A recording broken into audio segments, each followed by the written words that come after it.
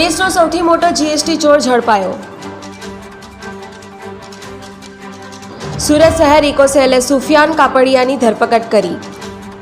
2700 કરોડની જીએસટી ચોરી કરી છે સુફિયાને। ખોટા દસ્તાવેજના આધારે બોગસ પેઢી ખોલી ઇનપુટ ટેક્સ ક્રેડિટ મેળવી। અત્યાર સુધી કુલ 19 આરોપીઓની ધરપકડ। કરોડોની જીએસટી ચોરી કઈ જગ્યાએ વાપરી તે બાબતે તપાસ ચાલુ। જીએસટી ચોરીની શરૂઆત આ વ્યક્તિએ કરી હતી।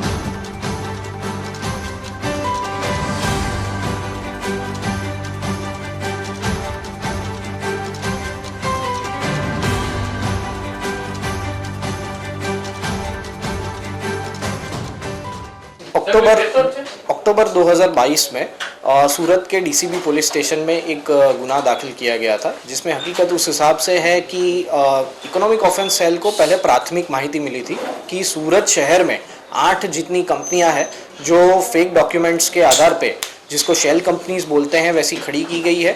और जो सरकार का जो जीएसटी का कायदा है उसमें जो इनपुट टैक्स क्रेडिट मिलती हैं उसमें वो फेक आईटीसी क्लेम करते हैं।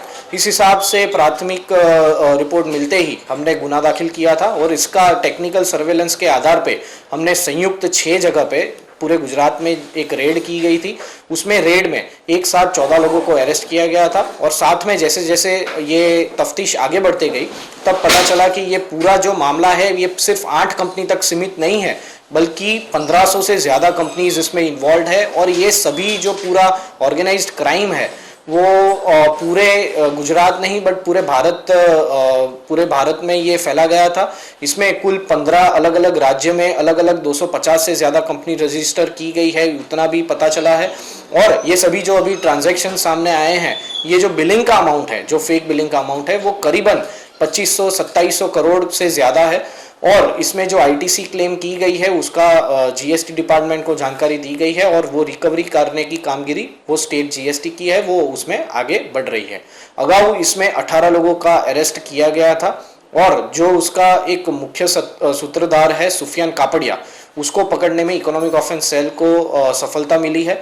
और उसका रोल की अगर बात करें तो गणेश एंटरप्राइज और गोपी एंटरप्राइज की जो एक कंपनी है उसमें से कई सारे केमिकल और स्क्रैप के बिलिंग्स ये सुफियान ने अपने सह आरोपी धर्मेश गांधी, जो टैक्स कंसल्टेंट का काम करते हैं अहमदाबाद में, उनके साथ मिलके ये बिलिंग्स को किया है। और धर्मेश गांधी के पास से हमें करीबन 800 से 900 करोड़ रुपए के बिलिंग की प्राथमिक हकीकत सामने मिली थी। तो इसमें अभी डिटेल में इन्वेस्टिगेशन किया जा रहा है कि इसमें सुफियान कापड़िया किस किस कंपनीज में इन्वॉल्व है, उसका सूत्रधार ये किस किस कंपनीज में है, ये इसकी हम डिटेल में इन्वेस्टिगेशन कर रहे हैं। सर, आरोपी को कहां से पकड़ा गया और अभी तक क्यों नहीं पकड़ा गया? आरोपी जो है आरोपी पिछले 6 महीने से नाश्ता फरता था।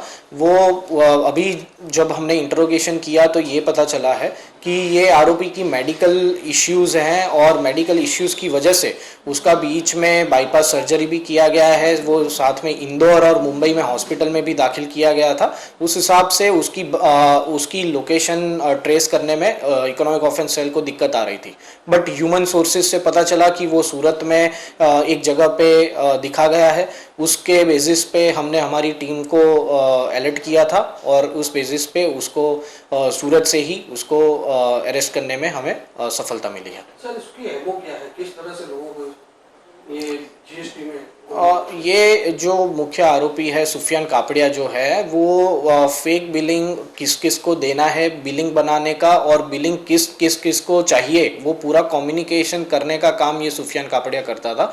इसके खिलाफ अगाऊ भी सेंट्रल जीएसटी का जो directorate general of GST intelligence department है उसने थोड़े समय पहले इसके खिलाफ 150 करोड़ के फेक बिलिंग मामले में केस दर्ज किया था और उसको उसमें भी अरेस्ट किया गया था और उसमें भी 33 करोड़ रुपए जितनी उसने आईटीसी ली थी।